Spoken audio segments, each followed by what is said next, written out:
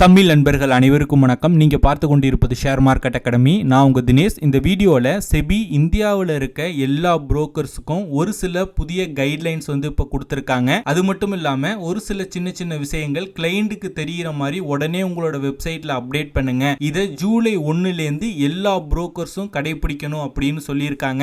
இதை பத்தி தான் இந்த வீடியோல நம்ம டீட்டெயிலா டிஸ்கஸ் பண்ண போறோம். ஸோ வீடியோக்குள்ள போறதுக்கு முன்னாடி நீங்க இன்னும் நம்மளோட டெலிகிராம் குரூப்ல ஜாயின் பண்ணல அப்படின்னா லிங்க் நான் கீழே டிஸ்கிரிப்ஷன் கொடுத்திருக்கேன். அந்த லிங்கை கிளிக் பண்ணி ஜாயின் பண்ணிக்கங்க. மார்க்கெட் ஓபன் ஆகிறதுக்கு முன்னாடியே மார்க்கெட்டோட இண்டிகேஷன், பிரெடிக்ஷன், நிறைய ஸ்டாக்கோட பிரைஸ் ஆக்ஷன் அனாலிசிஸ் எல்லாமே உங்களுக்கு ஃப்ரீயா கிடைக்கும். நம்ம இந்தியன் மார்க்கெட்டோட ரெகுலேட்டர் யாருன்னு பாத்தீங்க அப்படின்னா SEBI, security exchange board of India. இந்த செபிக்கு கீழே தான் எக்ஸ்சேஞ்சஸ் என்எஸ்சி, பிஎஸ்சியா இருக்கட்டும், நம்ம யூஸ் பண்ற புரோக்கர்ஸ் எல்லாமே வருவாங்க. இப்போ செபி என்ன சொல்லியிருக்காங்கன்னு பாத்தீங்க அப்படின்னா F&O ட்ரேடர்ஸ், அதாவது ஃபியூச்சர் அண்ட் ஆப்ஷன்ஸ் ட்ரேடிங் பண்றோம் இல்லையா, அந்த மாதிரி F&O ட்ரேடிங் பண்றவங்களுக்கு உங்களோட வெப்சைட்ல அதை பத்தின ரிஸ்க் டிஸ்க்ளோர் பண்ணுங்க அப்படின்னு சொல்லியிருக்காங்க. அதை உதாரணத்துக்கு சொல்லணும் அப்படின்னா, இப்போ நான் ஃபியூச்சரோ இல்ல ஆப்ஷனோ பையிங்கோ இல்ல செல்லிங்கோ பண்றேன் அப்படின்னா அந்த பர்டிகுலர் கான்ட்ராக்ட் எடுக்கிறதுனால எனக்கு எவ்வளவு ரிஸ்க் அதுல அசோசியேட் ஆயிருக்கு அப்படிங்கறத உங்களோட வெப்சைட்ல டிஸ்ப்ளே பண்ணுங்க அப்படின்னு சொல்லியிருக்காங்க.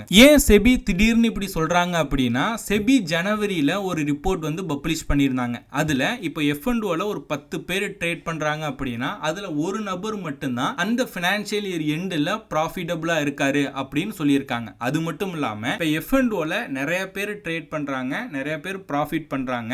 ஆனால் ப்ராஃபிட் பண்றதுல 28% பீப்புள் என்ன பண்றாங்க அப்படின்னா அவங்க பண்ற ப்ராஃபிட் இந்த டிரான்சாக்ஷன் காஸ்ட், புரோக்கரேஜ், டாக்ஸ்லயே போயிருது. இதனால அவங்களும் பாத்தீங்க அப்படின்னா நெட் லாசஸா வந்துடுறாங்க. அப்போ அவங்களுக்கு நம்ம இந்த பொசிஷனை எடுக்கிறதுனால எவ்வளவு டாக்ஸ், சார்ஜஸ், டிரான்சாக்ஷன் காஸ்ட்லாம் ஆகும் அப்படின்னு தெரியாம இருந்திருக்கலாம். இல்ல அப்படின்னா நம்ம ஓவராலா அந்த பொசிஷன் எடுக்கிறதுனால நமக்கு எவ்வளவு ரிஸ்க் இருக்கு அப்படிங்கறது தெரியாம இருந்திருக்கலாம். மேபி இதுவா இருக்கலாம், இல்லனா இதுவா இருக்கலாம். உங்களுக்கு ஞாபகம் இருக்கா என்னன்னு தெரியல, கடந்த 2-3 மாசத்துக்கு முன்னாடி எல்லா புரோக்கர்ஸும் அவங்களோட ஆர்டர் விண்டோல ஒரு சின்ன அப்டேட் பண்ணாங்க. அதுவும் இந்த செபி தான் கொண்டு வந்தாங்க. அதாவது எல்லா புரோக்கர்ஸும் ஒரு கிளையண்ட் ஆர்டர் போடுறாங்க அப்படின்னா அந்த ஆர்டர் போடுற அந்த விண்டோல இதை நம்ம பை பண்றதுனாலயோ இல்ல செல் பண்றதுனாலயோ எவ்வளவு புரோக்கரேஜ் ஆகும் அப்படிங்கறத நீங்க டிஸ்ப்ளே பண்ணணும்னு சொல்லியிருந்தாங்க. அதை இப்ப எல்லா புரோக்கரும் இம்ப்ளிமெண்ட் பண்ணிட்டாங்க. இப்ப நீங்க எந்த புரோக்கரா இருந்தாலும் சரி, உள்ள லாகின் பண்ணி இல்ல பை ஆர்டரோ இல்ல செல் ஆர்டரோ போடும்போது கீழே பாத்தீங்க அப்படின்னா சார்ஜஸ் அப்படின்னு இருக்கும். ஓகேங்களா? அதே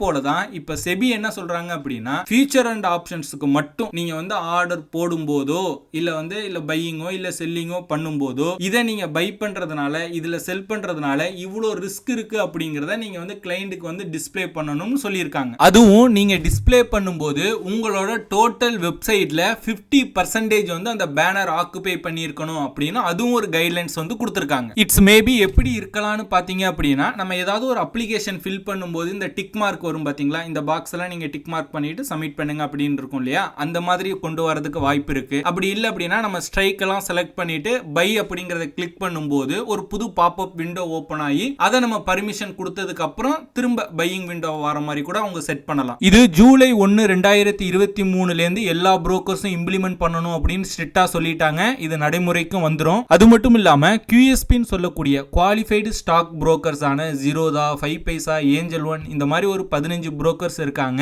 இவங்களுக்கு செபி என்ன சொல்லியிருக்காங்கன்னு பாத்தீங்க அப்படின்னா உங்களோட கிளைண்ட்ஸ், அதாவது இந்த புரோக்கர்ல ட்ரேட் பண்ற கிளைண்ட்ஸோட age, income, city, gender, products, அவங்க இதுல ட்ரேட் பண்றாங்க, டிரான்சாக்ஷன் சார்ஜஸ், அவங்க எவ்வளவு ப்ராஃபிட் அண்ட் லாஸ் பண்ணிருக்காங்க, இந்த மாதிரியான இன்ஃபர்மேஷன்லாம் மினிமம் 5 இயர்ஸ் நீங்க மெயின்டைன் பண்ணணும், பேக்கப் பண்ணணும் அப்படின்னு சொல்லியிருக்காங்க. இந்த சேஞ்சஸ் எல்லாமே ரீட்டைல் பீப்புளை பாதுகாக்கிறதுக்காக தான் நாங்க கொண்டு வரோம் அப்படின்னு செபி தரப்புல இருந்து சொல்றாங்க. இத பத்தி நீங்க என்ன நினைக்கிறீங்க அப்படிங்கறத கீழே கமெண்ட் பண்ணுங்க. என்னைய கேட்டீங்க அப்படின்னா பர்சனலா செபி இந்த மாதிரி ஆக்ஷன் எடுக்கிறது நல்லதுதான். பட் அவங்க இதுல ஃபோக்கஸ் பண்றதுக்கு பதிலா அவங்களோட டாக்ஸஸையும் சார்ஜஸையும் கம்மி பண்ணாங்க அப்படின்னா இன்னும் நிறைய பேர் ப்ராஃபிட்டபிளா இருப்பாங்க. உதாரணத்துக்கு இப்ப நீங்க ஸ்கிரீன்ல தெரியுற இந்த இமேஜை பாருங்களேன். யூஎஸோட ஸ்டாக் மார்க்கெட்டுக்கும் நம்மளோட மார்க்கெட்டுக்கும் எவ்வளவு சார்ஜஸ்ன்னு பாருங்க. யூஎஸ் மார்க்கெட்ல ஒரு யூஎஸ்ல அங்க வாழ்றவங்க ஒரு ட்ரேடிங்கோ இல்ல இன்வெஸ்டிங்கோ பண்ணா ஒன்லி புரோக்கரேஜும் எக்ஸ்சேஞ்ச் சார்ஜஸ் மட்டும் தான் பே பண்ணணும். ஆனா நம்ம இந்தியாவுல நம்ம இந்தியன் ஸ்டாக் மார்க்கெட்ல நம்ம ட்ரேட் பண்றோம். நமக்கு பாருங்க புரோக்கரேஜ்,